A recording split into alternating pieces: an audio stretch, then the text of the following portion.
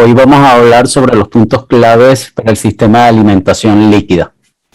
La alimentación líquida, la alimentación seca o sólida, la tradicional es la que mayormente se usa en todo el mundo, pero la alimentación líquida, particularmente en Europa, ha ido creciendo.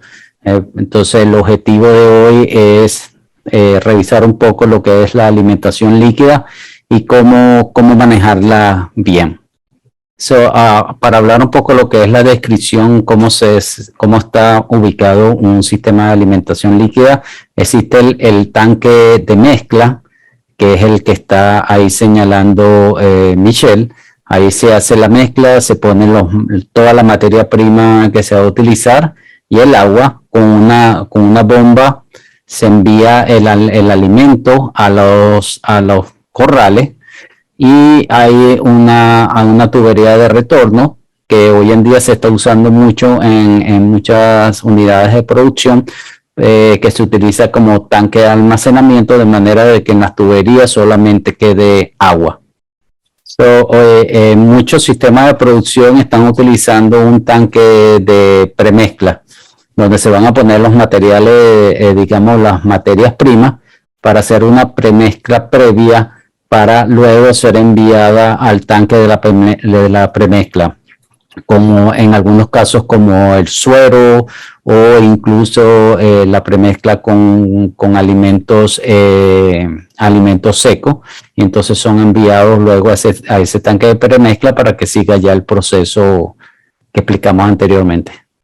Okay, para el manejo de la alimentación líquida, o para el buen manejo de la alimentación líquida, debemos tener en consideración los siguientes puntos. Debemos conocer la composición de los ingredientes que vamos a usar. Debemos conocer la formulación o las formulaciones que se van a hacer, o recetas del alimento.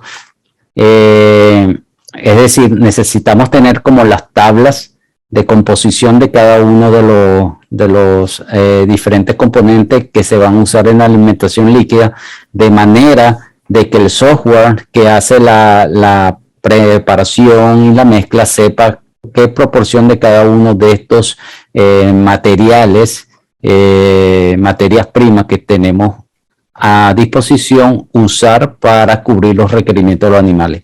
Debemos tener unas tablas de distribución, los programas de alimentación, que son muy importantes, porque esos programas de alimentación van a depender del estado fisiológico del animal, quién están alimentando, qué necesita cada uno.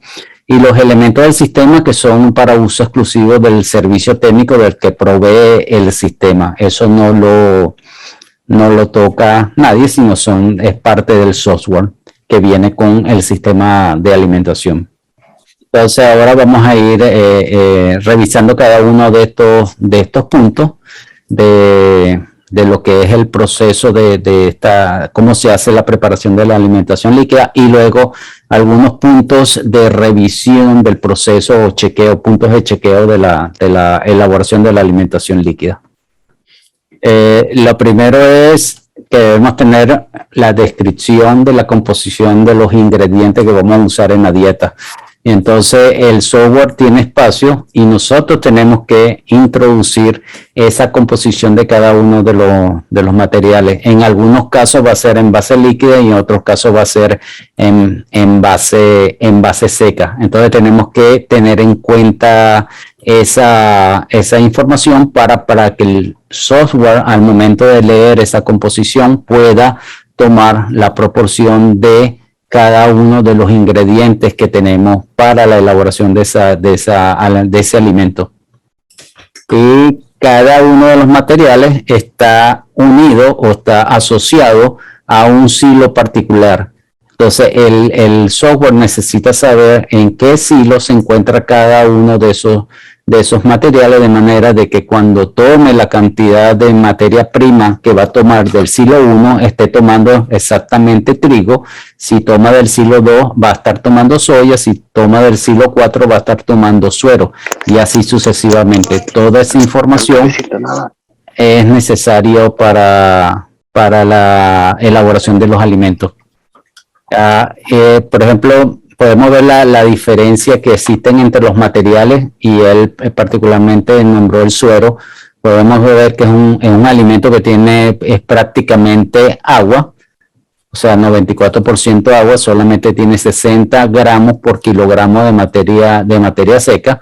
Y si comparamos eso a la soya o el trigo, es totalmente distinto, donde son alimentos que son de base seca, donde la materia seca es prácticamente el 86% del contenido, mientras que el suero es 94% agua. O sea, lo que estamos hablando ahorita son las diferentes fórmulas o recetas que se pueden elaborar.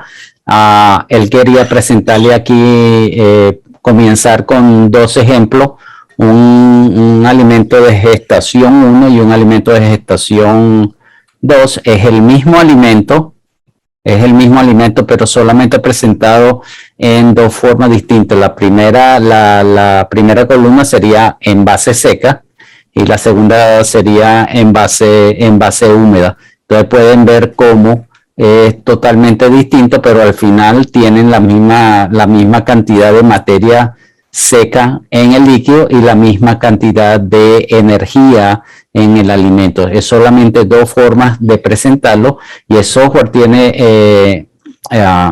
el software está diseñado para poder trabajar en cualquiera de las 2 formas. Lo que está diciendo Michelle es precisamente eso, de que lo que él ha visto es que los software tiene la posibilidad de trabajar con cualquiera de los 2, y eso es algo que hay que tener en mente al momento de elaborar el alimento que vamos a preparar. Él ha visto algunos errores algunas veces cuando hay algún cambio en la formulación, y la persona encargada o el granjero o la persona encargada de esto olvida hacer los cambios necesarios. El tercer punto es la tabla de distribución. Es muy importante que el software tenga la información de cómo son estas tablas de distribución. Ok, entonces la tabla de distribución organiza cómo va a ser los horarios de alimentación de todos los animales. Va a comenzar por gestación, o va a comenzar por lactancia, o por engorde. Eso decide cómo va a ser el funcionamiento diario de la preparación del alimento y la distribución de alimentos a los corrales correspondientes. Es muy importante saber cómo el juego de válvulas o llaves están organizadas, y este juego de válvulas que están o encendidas o cerradas o apagadas va a determinar a dónde va el alimento. Asimismo, el porcentaje de alimento que va a cada uno de los diferentes estados fisiológicos que tengamos en la granja. Es muy importante en las tablas de distribución tener la información al día. Por ejemplo, si hay un número de animales, si hay animales que mueren en un corral particular, hay que meterlo en el software. Si un corral particular se fue a matadero, a sacrificio, entonces hay que informarlo al software, de manera de que el software cierre, haga un switch de apagar la válvula correspondiente que va a ese corral en particular. Ok, es muy importante determinar muy bien el porcentaje de alimento que va a cada uno de los estados fisiológicos, porque eso va a determinar la cantidad de alimento que va a cada uno de los animales en los diferentes estados fisiológicos. Ok, si una cerda en lactación necesita recibir 5 kilos de alimento y yo reduzco en 20% esa cantidad, entonces la cerda va a recibir, en la próxima vez va a recibir solo 4 kilogramos de alimento. Entonces es muy importante tener bien determinados los porcentajes de alimento de cada uno de los estados fisiológicos de los animales. Ok, el software tiene la posibilidad de indicar por cuántos días queremos de que la cerda reciba 80% del alimento. Yo puedo decidir que la cerda va a recibir 80% del alimento por 3 días. Y al cuarto día ya recupera el 100% de la alimentación. Una cosa bien importante es hacer una buena clasificación del alimento, especialmente en el caso de los residuos de alimentos en la tubería. Y es por eso que en una de las primeras láminas donde veíamos el dibujo, hoy en día utilizan dejar solamente agua en la tubería. Unido al primer punto, dice que como va a quedar cuando se está alimentando durante el día, cuando se inicia el proceso de alimentación, en la tubería va a quedar algún tipo de alimento. Entonces, Michel sugiere de que se inicie por engorde. Entonces, él recomienda iniciar por engorde, gestación luego y por último, lactación. Dice que precisamente este punto de la actualización, uno de los puntos más importantes, y que en Francia en particular dice que es uno de los puntos donde falla la alimentación líquida. O sea, los granjeros olvidan actualizar la información del estado fisiológico, edad y peso de los animales continuamente. Lo que está es una tabla de un programa de alimentación de engorde y dependiendo por supuesto de la ganancia diaria de peso, 850 hasta 1050, el primero es alimentación líquida nada más, y generalmente se inicia con 45 gramos por kilogramo de peso vivo y aumenta entre 25 a 27 gramos por día, a medida que va cambiando del estado del peso del animal. Dice él, en la tabla podemos ver tanto el peso como la edad. Los software que tienen, los diferentes software son diferentes. Hay unos que toma el peso como principal información para determinar el consumo de alimentos, y otros toman la edad como punto para determinar el consumo de alimentos. La que vemos que está resaltada con el cuadrado en rojo y el cuadrado amarillo son dos tablas de alimentación que se usan comúnmente para la alimentación de nuestros animales P90 o Exilium en Francia. Comúnmente el granjero ha tendido a limitar el consumo de alimentos para tener una ganancia alrededor de 850 gramos en estos animales, o sea, un consumo de alimentos de 2.6 kilogramos de alimentos para tener un consumo de energía de 25.8 megajoules. En el amarillo vemos que es una tabla para alcanzar por lo menos 950 gramos, y a los 152 días de edad más o menos deberían estar consumiendo alrededor de 2.8, entre 2.8 y 2.9 kilogramos de alimento para un consumo de energía de 28, energía neta de 28,4 megajoules. Una de las cosas que Michel ha estado tratando de hacer con los granjeros es que limiten menos la alimentación, porque están limitando el potencial de crecimiento de los animales. Entonces es esto que está aquí en el recuadro amarillo, que está bien si se obtiene, se está en el objetivo, en el target, si se obtiene un consumo de alimentos de 2.8 kilogramos por día de consumo en estos animales. Hasta ahora hemos visto toda la información que necesitamos darle al software para tener una formulación adecuada y la cantidad adecuada de alimento para los animales. Ahora vamos a ver los puntos claves que deben revisarse. Entonces el equipo para pesar, lo que vemos, el tanque en verde que vemos en la foto es un mezclador. Es el mezclador. Ese mezclador está sobre una balanza, un equipo para pesar. Generalmente es de 3 puntos. para tener idea del peso de cada uno de los materiales que se van agregando. Una de las cosas que se debe tener mucho cuidado es que en el tanque de mezclado debe estar libre de cualquier carga de tubería de elevador, o sea, debe estar completamente balanceado, y es lo que está señalando en los círculos rojos. Esos puntos no deben modificar lo que es el peso real que se está evaluando.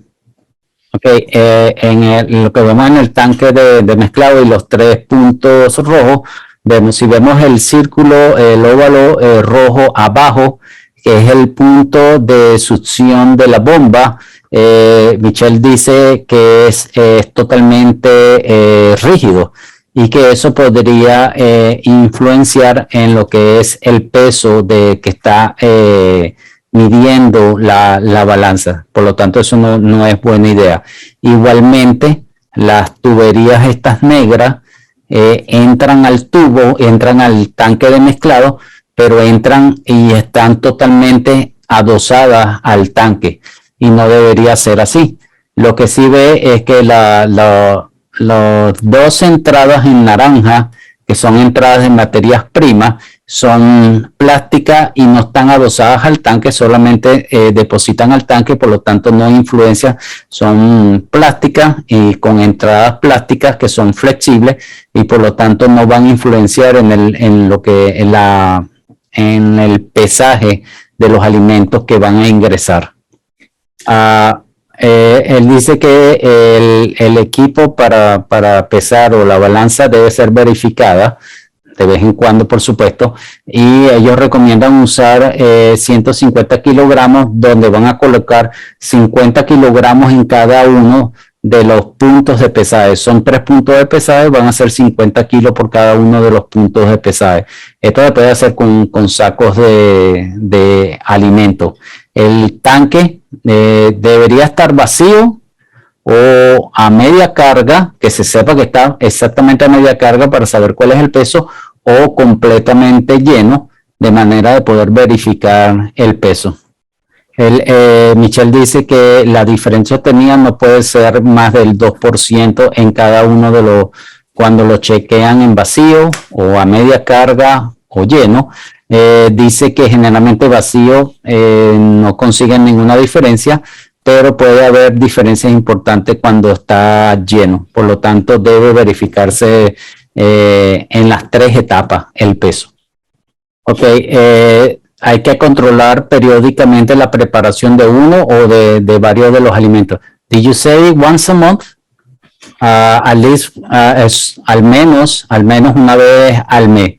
El peso de cada ingrediente y la proporción de cada uno de los ingredientes debe ser los correctos, y debe coincidir con lo que hemos ingresado en el software. Ok, el peso de cada ingrediente y la proporción debe ser correcto, que es lo que dice aquí abajo.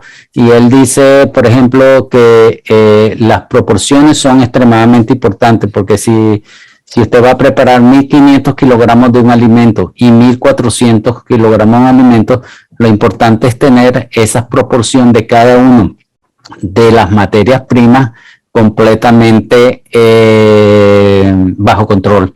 Y eso es por eso que es tan importante tener esa información correcta y actualizada en el software. El otro punto que debemos revisar es la homogeneidad de la mezcla. Por la calidad de la mezcla, no solamente está hablando de la homogeneidad, sino de la cantidad de alimento que está en cada uno de los potes o bidones o pipotes, como le digan en cada uno de los países, de los que están en la foto a mano izquierda, no la que tienen la regla, sino donde están todos alineados. Ok, lo que tenemos en la foto es la prueba de homogeneidad. Son botellas plásticas y se toman al inicio, a la mitad y al final de la distribución, de cada línea de distribución. Se dejan reposar por 1 hora por lo menos. Ok, Lo que dice Michelle es que no le prestemos atención a la cantidad de materia completa que estamos poniendo en cada una de las botellas de plástico, porque no es posible. O sea, hacer una prueba de esta no es perfecta. Si vemos la primera botella y la comparamos con la segunda, tienen cantidades totalmente distintas, igual que la tercera y la cuarta, y así. Lo que nos interesa es la proporción de esos materiales en cada una de las botellas. Y en la segunda foto podemos ver qué es lo que se mide. Se mide la altura total de toda la mezcla. En la botella que está más llena en esa foto vemos que es alrededor de 22 centímetros la altura total, y vemos que el sedimento está alrededor de 14,5, 15 centímetros de altura. Eso es lo que se registraría, que sería totalmente distinto a la segunda botella, donde la mezcla total apenas es 14,5 centímetros. Yo le pregunté si eran botellas de 2 litros, me dice que son botellas de 1,5 litros y que él recomienda que sean los mínimos, que sean de 1 litro para estar seguro de hacer una buena medida. Ok, Michelle dice de lo que realmente medimos el porcentaje de sedimento. ¿Y cómo lo hacemos? Como veníamos diciendo, medimos la altura del sedimento, medimos la altura de toda la mezcla, dividimos la altura de sedimento entre la altura de la mezcla y tenemos el porcentaje de sedimento. Tenemos todas las botellas, aquí él puso el ejemplo solamente de 3, suponiendo nos dio un promedio de 52,22, y la diferencia de cada una de las botellas no debería ser mayor al 3% con respecto a la media. En este caso él dice que bueno, el ejemplo no es tan bueno porque esa diferencia prácticamente en las dos segundas muestras va a ser mucho mayor del 3%. Entonces él también, con una hoja de Excel, estima la desviación estándar y el coeficiente de variación. El coeficiente de variación es simplemente la desviación estándar dividida por la media por 100, y ese coeficiente de variación, ¿cómo lo vamos a interpretar? Si es menor o igual a 5%, estamos bien. Si es menor a 5%, si es de 5 a 10, es regular, y si es más de 10%, tenemos problemas que necesitamos revisar. Ok, si el coeficiente de variación es mayor al 10%, quiere decir que tenemos un problema. Necesitamos ponernos en contacto con la persona, con la compañía que vendió el equipo, para revisar todo el proceso. Desde la formulación, absolutamente todo debe ser revisado, porque puede traer problemas serios en el crecimiento de los animales. Una de las cosas que hay que hacer es controlar la cantidad de alimento que se está suministrando. No es fácil de hacerlo. Hay que verificar el peso en algunos comederos, desviando la salida de alguna de las válvulas de salida. Dice él que si no organizamos en algunos de ellos con algún dispositivo que nos permita hacer la medida, y preferiblemente sin tener que sacar toda la manguera, es complicado. Para él ha visto que es bien complicado, entonces es algo que hay que tomar en cuenta, de tener el ingenio de tener quizás una llave particular en varios puntos, de manera que simplemente uno, diría yo, abrir la llave y poder medir el volumen y el peso de la alimentación. Vamos a hablar un poco de mantenimiento, y lo primero es que hay que limpiar diariamente el tanque de preparación de alimento. Cada día hay más y más equipos que traen esto de forma automática, pero hay que asegurarse que la limpieza sea efectiva y a profundidad. Una de las cosas que es importante es hacer circular un alimento ácido específico cada semana para controlar la fermentación. Uno de los que ellos recomiendan es el ácido fórmico, de manera de controlar esos puntos de fermentación en todo el circuito de circulación. En el caso de que tengamos un proceso de fermentación en las tuberías, se debe limpiar primero con un producto básico, luego un producto ácido y todo el contenido se desecha en las fosas y no se debe dar a los animales.